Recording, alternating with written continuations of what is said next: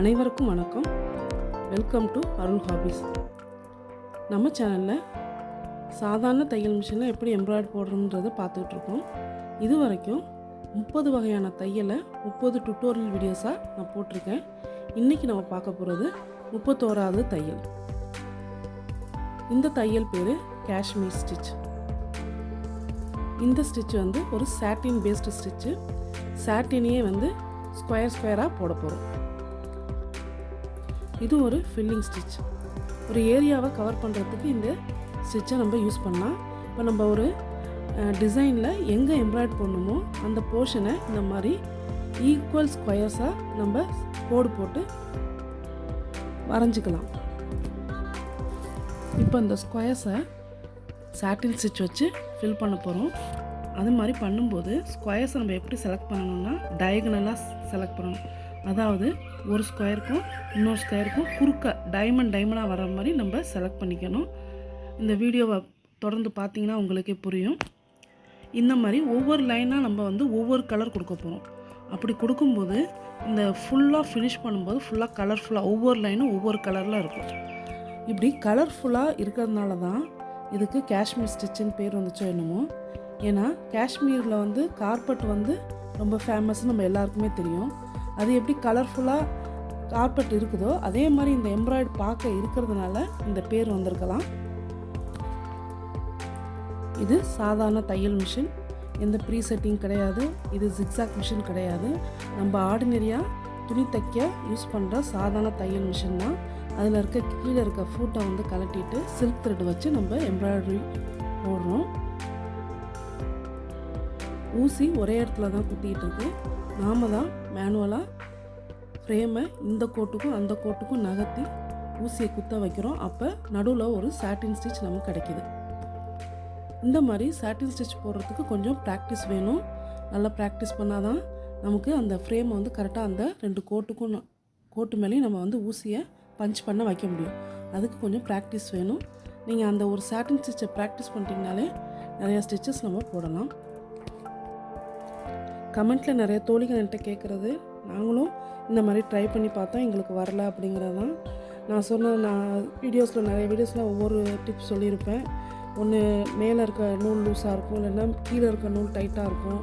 அது மாதிரி நிறைய டிப்ஸ் கொடுத்து சொல்லியிருப்பேன். அதெல்லாம் ஃபாலோ பண்ணி தொடர்ந்து பண்ணிக்கிட்டே இருங்க. எனக்குமே இந்த மிஷின் நான் வந்து கற்றுக்கிட்ட போது எங்கள் அம்மா மிஷினில் பண்ணது. அது வந்து கிட்டத்தட்ட 15 வருஷம் ஓடின மிஷினில் நான் கற்றுக்கிட்டேன். அது ரொம்ப ஃப்ளெக்சிபிளாக இருந்துச்சு எனக்கு கற்றுக்கும் போது. அதனால் என்னோடய ஆல்பத்திலலாம் பார்த்திங்கன்னா அதில் இருக்க எம்ப்ராய்டரிலாம் வந்து ரொம்ப ஃபினிஷிங் நல்லா இருக்க மாதிரி இருக்கும். நான் இப்போ போட்டு காட்டுறதை விட அதில் ஃபினிஷிங் நல்லாயிருக்கும். ஏன்னா அது வந்து நல்லா ஓடி நல்லா பழகின மிஷின். அந்த பழகின மிஷினில் எனக்கு எம்ப்ராய்டரி போடுறப்ப எனக்கு ரொம்ப ஈஸியாக இருந்துச்சு. இப்போ நான் காட்டிக்கிட்டு இருக்க மிஷின் வந்து என்னோடய மிஷினு. இது வந்து நான் வந்து இப்போ சேனலுக்காக நான் வந்து புதுசாக வாங்கி இந்த எம்ப்ராய்டரி போடப்போ ஸ்டார்டிங்கில் எனக்கும் சுத்தமாக தையல் வரவே இல்லை. அருந்து போணுச்சு. ஒரு 2 வாட்டி திரும்ப சர்வீஸு கொடுத்தேன். அப்புறம் வந்து அந்த ஒவ்வொன்றா அட்ஜஸ்ட் பண்ணி மேலே இருக்க நூலை வந்து கரெக்டாக அந்த டென்ஷன் ஸ்க்ரூவில் கரெக்டாக லூஸ் பண்ணியிருக்கோமா, இல்லை ரொம்ப லூஸாக இருக்கா, இல்லை ரொம்ப டைட்டாக இருக்கா, கொஞ்சம் கொஞ்சமாக நம்மளே அட்ஜஸ்ட் பண்ணி பார்க்கலாம். ரொம்ப லூஸாக இருந்துச்சுன்னா நூல் வந்து அப்படியே கீழே பொதன்னு கொட்டும். டைட்டாக இருந்துச்சுன்னா டக்குன்னு அருந்து போகும்.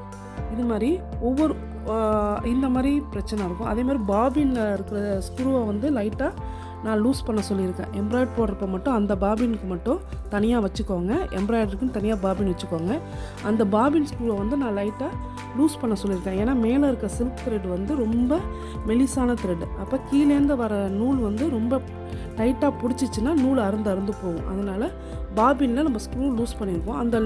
அந்த ஸ்க்ரூவை வந்து கரெக்டாக லூஸ் பண்ணியிருக்கோமா. ரொம்ப லூஸ் பண்ணிட்டோம்னா அது வந்து தையல் விழுவாது. அந்த கீழே இருக்க நூல் வந்து தையல் விழுவாது. அப்போ கொஞ்சம் டைட் பண்ணி பாருங்கள். இந்த மாதிரி மாற்றி உங்களோட இதை வேரியேஷனை எரரை வந்து மாற்றி பண்ணி பாருங்கள். கண்டிப்பாக இது வந்து சாதாரண தையல் மிஷின் தான். பல பேர் கேட்குறது, நாங்களும் இதே மாதிரி மிஷின் தான் வச்சுருக்கோம், ஆனால் எங்களுக்கு வரவே மாட்டேங்குது, தையலே விழுவ மாட்டேங்குது, நூல் அறுந்து போகுது. அது மாதிரி நிறையா வந்து எனக்கு கமெண்ட்ஸ் வந்துக்கிட்டே தான் இருக்குது. நான் சொல்கிற இந்த சின்ன சின்ன டிப்ஸு அது மாதிரி இந்த ஸ்க்ரூ பார்த்துக்கோங்க. அதேமாதிரி நூல் வந்து புது நூலாக இருக்கணும். மேலே இருக்க சில்க் த்ரெட் வந்து சில நேரம் கடையில் வந்து பழைய நூல் வச்சுருப்பாங்க. அது பார்த்திங்கன்னா அந்த ஒவ்வொரு சுத்துக்கும் அந்த முகலையெல்லாம் சில நேரம் அந்த மேலே இருக்க வர நூல்லாம் வந்து ரொம்ப தேஞ்சு போயிருக்கும். அந்த மாதிரி நூல்லாம் யூஸ் பண்ணிங்கன்னா அது கரெக்டாக அந்த ஊசிக்கிட்ட வரும்போது அறுந்து போகும். அது மாதிரி ஃப்ரெஷ்ஷான நூலாக இருக்கா, பாபினில் சுற்றுறதுக்கு நான் சொல்லியிருக்கேன். மிஷின் எம்ப்ராய்டரிக்குன்னே வந்து கீழே பாபினில் சுற்றுறதுக்குன்னு ஒரு நூல் இருக்குது. ரொம்ப மெலிசாக இருக்கும்.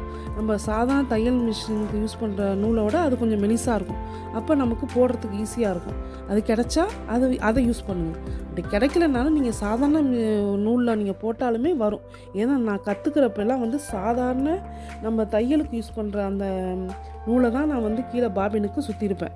அதை யூஸ் பண்ணி தான் நான் வந்து அந்த ஆல்பம் ஃபுல்லாகவே நான் பார்த்தீங்கன்னா கீழே யூஸ் பண்ணது வந்து அந்த சாதாரண நம்ம தையலுக்கு யூஸ் பண்ணுற நூல் தான் நான் கீழே யூஸ் பண்ணியிருந்தேன், காட்டன் நூல். பட் ஆனால் இப்போ வந்து இந்த பாபினுக்குன்னு கிடைக்குதுன்னு எனக்கு தெரிஞ்சதுனால இப்போ நான் உங்கள்கிட்ட காட்டும்போது நான் இந்த நூலை யூஸ் பண்ணுறேன். நீங்கள் அது கிடைச்சாலும் அதை யூஸ் பண்ணுங்கள். அப்படி இல்லைன்னா நீங்கள் உங்கள்கிட்ட இருக்கிற சாதாரண காட்டன் நூலையே நீங்கள் பாபினில் சுற்றிக்குவாங்க. பட் ஆனால் அந்த பாபினை வந்து ஸ்க்ரூ வந்து ரொம்பவும் டைட்டாக இல்லாமல் ரொம்ப லூஸாக இல்லாமல் பாருங்கள். அப்பப்போ அட்ஜஸ்ட் பண்ணி பாருங்கள். ஒரு தையல் உழுவியாக திருப்பி டைட் பண்ணி பாருங்கள், இல்லை இன்னும் கொஞ்சம் லூஸ் பண்ணி பாருங்கள். இந்த மாதிரி ஒவ்வொன்றுமே அட்ஜஸ்ட்மெண்ட்டை பண்ணி பாருங்கள். கண்டிப்பாக எல்லாராலையுமே இந்த தையல் வந்து இந்த சாதாரண தையல் மிஷினில் கண்டிப்பாக எல்லாராலையுமே போட முடியும். இப்போ இதில் பார்த்தீங்கன்னா வீடியோவுக்கு வருவோம். இந்த மாதிரி ஒவ்வொரு லைனுமே டயகனலாக நான் கொண்டு போயிருக்கேன். டயகனலாக ஒவ்வொரு கலராக நான் யூஸ் பண்ணியிருக்கேன். ஃபினிஷ் பண்ணும்போது பார்த்தீங்கன்னா ஃபுல்லாகவே ஒரு கார்பெட் விரித்த மாதிரி ஒரு எஃபெக்டில் இருக்கும். அதனால தான் இதுக்கு காஷ்மீர் ஸ்டிச்சுன்னு பேர் வந்திருக்கு போல். புதுசாக என் சேனலை பார்க்குறவங்களுக்கு நான் என்ன சொல்ல வரேன்னா, நான் வந்து ஏற்கனவே இந்த மிஷினை வந்து எப்படி நான் எம்ப்ராய்ட் போடுறதுக்கு கன்வெர்ட் பண்ணேன், அப்புறம் பேசிக் ஸ்டிச் சாட்டின் ஸ்டிச்சை எப்படி ப்ராக்டிஸ் பண்ணலாங்கிறதெல்லாம் நான் ஏற்கனவே போட்டிருக்கேன். இந்த மிஷின் எம்ப்ராய்டரிக்குன்னே தனியாக ஒரு ப்ளேலிஸ்ட் நம்ம சேனலில் இருக்குது. அந்த ப்ளேலிஸ்ட்டோட லிங்க் நான் டிஸ்கிரிப்ஷனில் கொடுக்குறேன். அந்த வீடியோஸ்லாம் பாருங்கள். பார்த்தீங்கனாலே உங்களுக்கு ஒரு ஐடியா கிடைக்கும். அந்த சாட்டின் ஸ்டிச்சை மட்டும் நீங்கள் ப்ராக்டிஸ் பண்ணிட்டீங்கனாலே சூப்பராக கலர்ஃபுல்லாக நீங்கள் உங்கள் எம்ப்ராய்டரியை சூப்பராக நீங்கள் அழகாக பண்ணலாம். எனக்கு நேரம் இல்லாதனால நான் அது ரொம்ப இந்த வீடியோ எடுக்கிறதுக்கு மட்டும்தான் நான் இந்த எம்ப்ராய்டரி போடுறேன். அதனால் எனக்குமே பாருங்கள் ஒரு ஸ்கொயராக ஒரு ஃபினிஷிங் இல்லாத மாதிரி தான் எனக்கு தோணுது. நீங்கள் ப்ராக்டிஸ் பண்ணுங்கள். நிறைய ப்ராக்டிஸ் பண்ணும்போது உங்களுக்கு ஃபினிஷிங் என்னோட உங்களால் சூப்பராக போட முடியும். எல்லா ஃபில்லிங் ஸ்டிச்சிலையும் நான் சொல்கிறது தான், கடைசியாக அந்த டிசைனை சுற்றி ஒரு 2-3 ரன்னிங் கொடுத்துட்டோம்னா அந்த ஃபில்லிங் ஸ்டிச் வந்து இன்னும் கொஞ்சம் ஹைலைட் பண்ண மாதிரி இருக்கும். அதனால் 2-3 லைன் ரன்னிங் ஸ்டிச் கொடுத்துருங்க. இது மாதிரி இந்த வீடியோ உங்களுக்கு பிடிச்சிருக்குன்னு நினைக்கிறேன். பிடிச்சிருந்தா மறக்காமல் லைக் பண்ணுங்கள், கமெண்ட் பண்ணுங்கள், உங்கள் ஃப்ரெண்ட்ஸுக்கு ஷேர் பண்ணுங்கள். இது வரைக்கும் என் சேனலை சப்ஸ்கிரைப் பண்ணாதவங்க சப்ஸ்கிரைப் பண்ணிக்கோங்க. பக்கத்தில் இருக்க நோட்டிஃபிகேஷன் பெல் சிம்பிளையும் கிளிக் பண்ணிக்கோங்க. நான் போடுற வீடியோஸோட நோட்டிஃபிகேஷன் உடனே உங்கள் செல்லுக்கு வந்துடும்.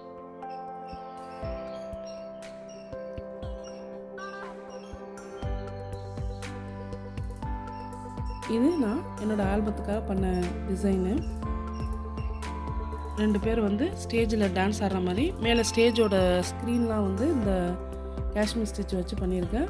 அதேமாரி அவங்களோட ட்ரெஸ்ஸுலேயும் நான் வந்து இந்த காஷ்மீர் ஸ்டிச்சை யூஸ் பண்ணியிருக்கேன்.